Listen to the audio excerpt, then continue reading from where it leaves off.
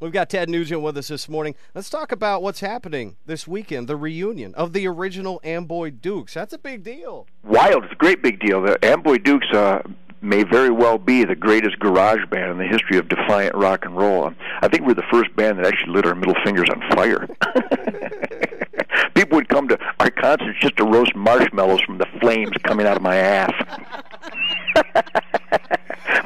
Intense bunch of guys, but the Amboy Dukes, there's a lot of them are surviving. We've lost a few of them over the years, but I'm getting John Drake, my original singer, not just with the Amboy Dukes, but with the Lourdes in 1961.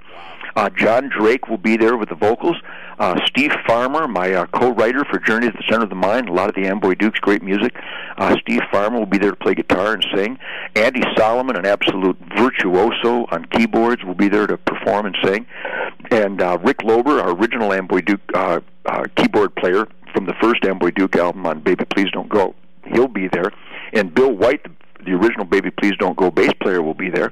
And Dave Palmer, the incredible drummer, just a drumming god, he has not played his drums since 1969. Holy crap. Which was a mind-boggling, but he went to pursue the technical side of music, and he became an engineer and a director and a producer, and he actually won Grammys with Earl Klugh and some other jazz artists.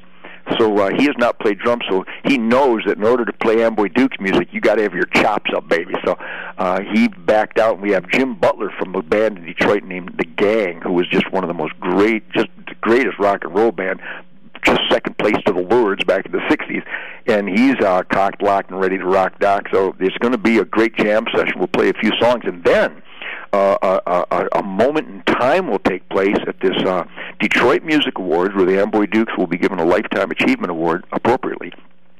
The incredible, maybe the greatest drummer that has ever lived, Johnny Bonangic from the original Mitch Ryder and the Detroit Wheels, who still plays all the time, and he jammed with me on my 6,000th concert last summer, and we played Jenny Take a Ride. Anybody listening right now that has not listened to the Mitch Ryder and the Detroit Wheels song, Jenny Take a Ride, you don't know why God invented the word throttle. These guys played with such a black authority. They exuded that James Brown, Wilson Pickett, Stax Volt, Sam and Dave, Otis Redding, Motown Funk Brothers, that incredible tightness of the rhythm section, and virtuosos as teenagers. So Johnny Bonangic will get up, and we're going to perform Jenny Take a Ride that night. And God knows what else might happen, but it's going to be a great, great party, and all my family and friends are going to be there. It's going to be a great night. And we will film the whole thing for our Ted Nugent Spirit of the Wild TV show on the Outdoor Channel. We show a lot of music stuff on our Spirit of the Wild show, and we're going to include a lot of that footage, I think.